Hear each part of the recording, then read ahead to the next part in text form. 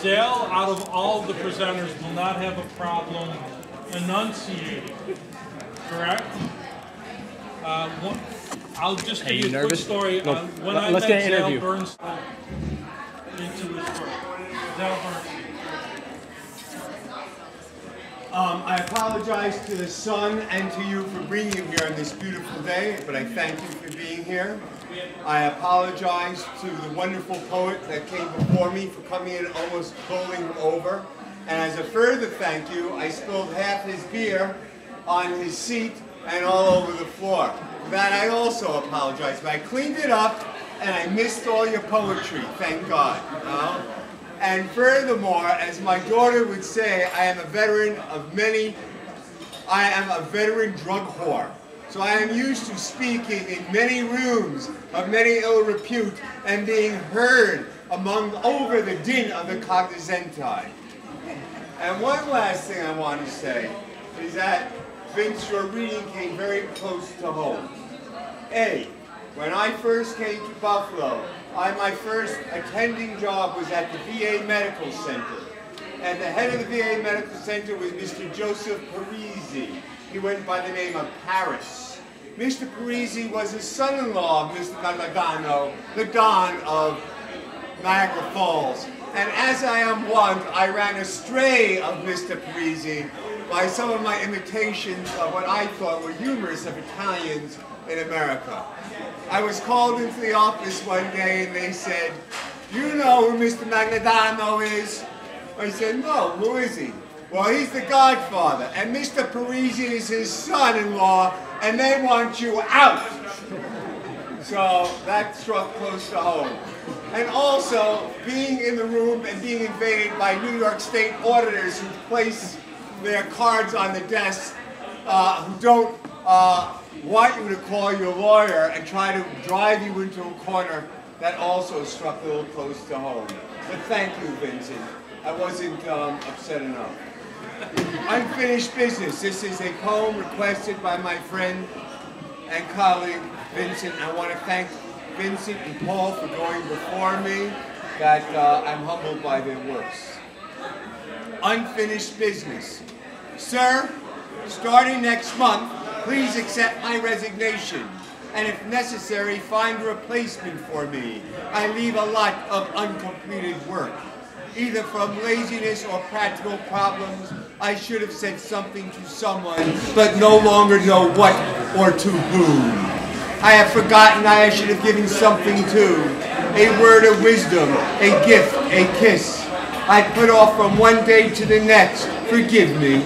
I have taken care of it in the short time that's left. I have, I fear, neglected some important clients. I should have visited faraway cities, islands, deserted lands. You'll have to cross them off the program or entrust them to my successor's care. I should have planted trees and haven't done it. Built myself a house, perhaps not beautiful, but conforming to a plan. Above all, dear sir, I had in mind a marvelous book that would have revealed innumerable secrets, alleviated pain and fear, dissolved doubts, given to many people the boon of tears and laughter. You'll find the outline of my drawer in back with the unfinished business. I haven't had time to see it though. Too bad. It would have been a monumental, fundamental work. Primo Levi. Thank you.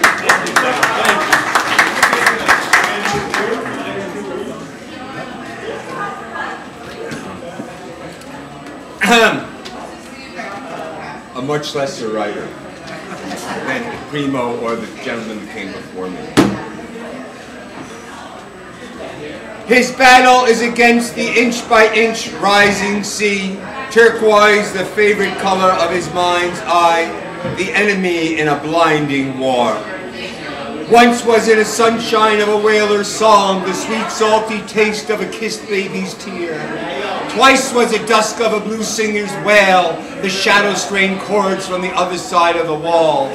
The third is waiting for the lament-strewn wave to draw solidity from underfoot. His bulwark is cracking, the salted corroding blue tearing the anchor from his ship. Watching chilled on the cliffs, with peanut butter and southern comfort in hand. The sea eats screams and turquoise dreams.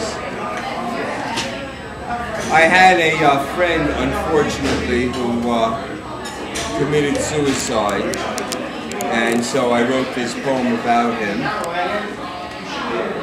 many years ago. As you can see in the organized nature of my life, it's been poured upon and stained. To Paul, strange to think of you, now and the past, among London's drowned towers. They too get wet. The leaves prematurely gray, gold in August, lying resolutely on clothespins on the line. There is lightning, but the thunder is always off in the distance. The windows fog up, the air is clear, but it no longer matters. And now to think of you and that last ditch of dirt thrown to lower you in some God-forsaken little plot in New Jersey, too soft for industry and too dreary for horses, say they put you there and some others. The diary, they said, did you in, reading about yourself in someone's past tense. But I never believed. Rather, all the little shots and petty larcenies committed on yourself piled up and grew, and one Sunday or Saturday afternoon before the TV, no one was there to shut it off or change it. And so it was blood on the pillow stained through to the mattress. The detective said, no mystery, searched for more illegal treasure and walked away. And you, with straight A's, hitting the straight vein, first shot all the time. Always knew how long to wait for corner connections, never bleeding yourself dry. With all that theory of mathematical formula stored away, mainlining $50 a day, the dam that one day gave way to my tears on a refrigerator door. And so now, every Thanksgiving will be an empty turkey. The stuffing lies with the calculus of your own cancer that you took to the grave.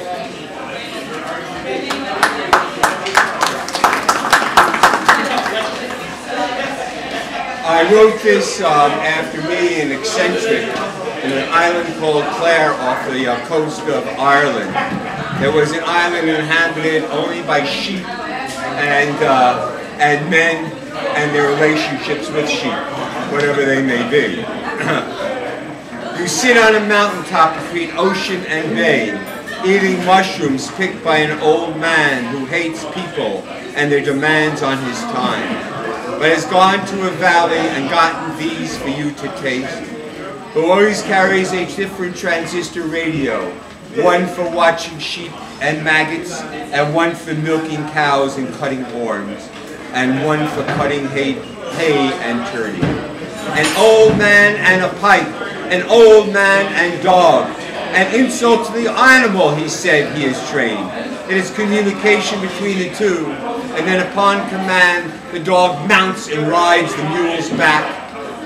It is these imperfections between America to the right and a vast continent to the left that must be taken as generalizations among these hills, made by God to blaspheme those who do not believe, or by the devil to tempt those who do.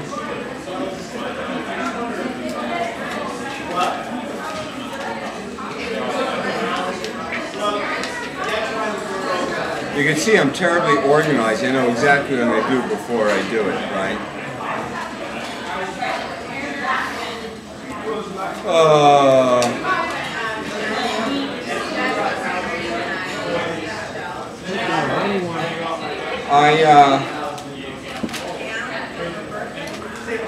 I had a